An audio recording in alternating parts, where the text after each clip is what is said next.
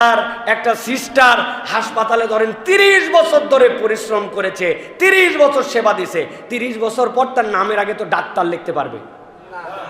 পারবে না ভাই? একজন ইঞ্জিনিয়ারিং ফার্ম যারা বড় বড় বিরাট বিরাট বিল্ডিং এর ডিজাইন করে, ওই ইঞ্জিনিয়ারিং ফার্মে একজন কম্পিউটার চালায়, ড্রয়িংও মোটামুটি করতে পারে।